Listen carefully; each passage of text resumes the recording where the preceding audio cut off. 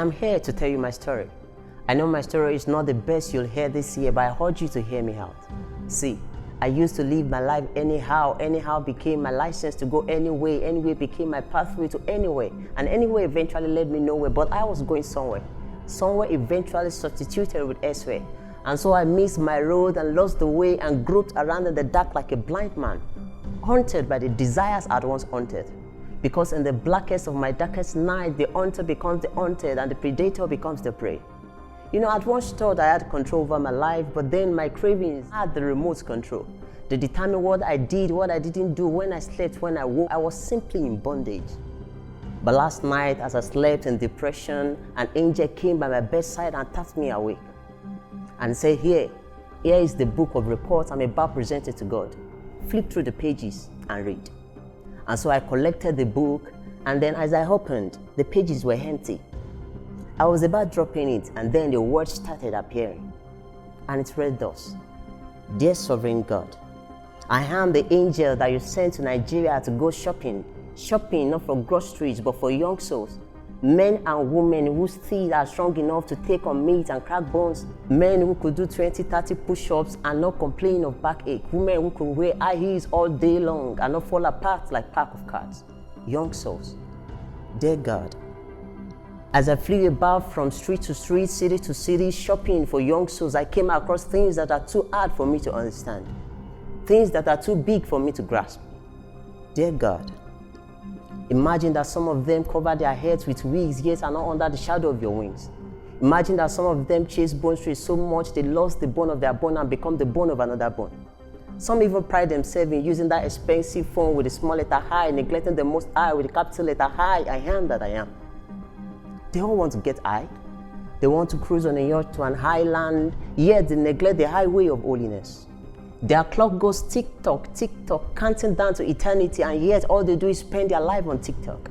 On Instagram, they have their hottest look when their altar is at its coldest. Hashtag this, hashtag that, yet their altars are filled with ashes. They want to be hot always, but they are not always under fire. They want to be spicy, they want to pepper them, yet they are tomatoes in the spirit. Dear God, they spray perfume on the stinking sin that sings their sonship. They sing and serve on Sunday morning, yet stab and sting their neighbor in the evening. Is it to complete the equation? Dear God, imagine that their Josephs now crush on Mrs. Potiphar, entering her DM to say hi. Their Daniels now hang out in Babylon, feasting on the king's broth all day long. The Delilahs upload half-nude pictures on social media, and the Samsons go ahead to press the like button. Inside their head, they were like, chai, or more, see something. Imagine their Marys now preach protection because abstinence is a stale message. Their Davids no longer sing psalms, and they are now superstars of worldly music. Dear God, I even followed two of them home on a Sunday after a church service. Their compound, their rooms, their toilet, everywhere was squeaky clean. But when I checked their hearts, so dirty and unkept, they left unguarded thoughts and emotions lying all around. Their hearts are littered with hate, envy, and jealousy. Imagine that I saw humble arrogance, I saw assorted pride. They even kept record of wrongdoings and kept people locked in the prison of their hearts. Imagine. They even held grudges against the usher that tapped them awake during the Sunday service and wished a truck would jam the guy that replied savagely to their tweet. Dear God, I never knew you put up with so much with humans.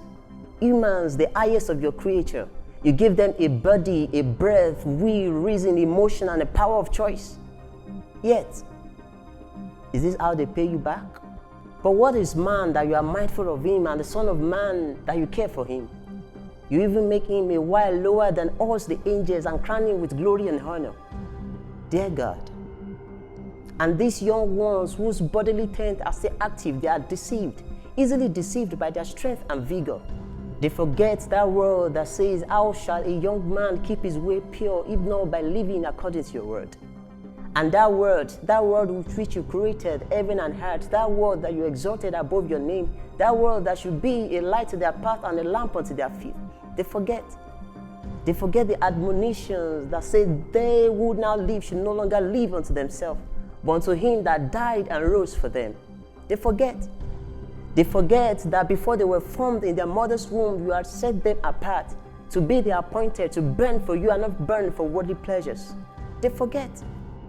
They even forget the plea in Romans 12 that beseech them therefore by the mercies of God that they present their bodies as living sacrifice, holy and acceptable, which should be their reasonable service. That they be not conformed to this world, but be transformed by the renewing of their mind, that they may prove that which is good, acceptable, and the perfect will of God. They forget. Dear God, only a few of them are lights that are lighting up other souls. Only a few of them are fresh breath in the stinking world. Most of them set their gaze on earthly things, forgetting that things that are seen are temporal and things that are unseen are eternal. Dear God, after my shopping, I conclude that not all hope is lost. There are still youth in corners of Nigeria, youth who are still burning for you and are still ablaze for your cause. Oh. And so when I read the book of reports to this point, I couldn't read any further. I snapped it short and I dropped it. I dropped on my knees and wept. I said, God, this is me. This is me you have painted. I see myself in this picture. And then I told God that even if it will cost me the whole world, even if I will be the odd one out, even if I will lose my friends, my connection, network, social affiliations, yet my days will serve your purpose. I will be a light everywhere I find myself. And so in a moment, a bright light shined on me and it entered into me. And that's why I'm here to tell you my story, to tell you that the hotspot of light is the air, and all you have to do is to connect and join me so that we can be a force in this generation and turn this generation right side up for God.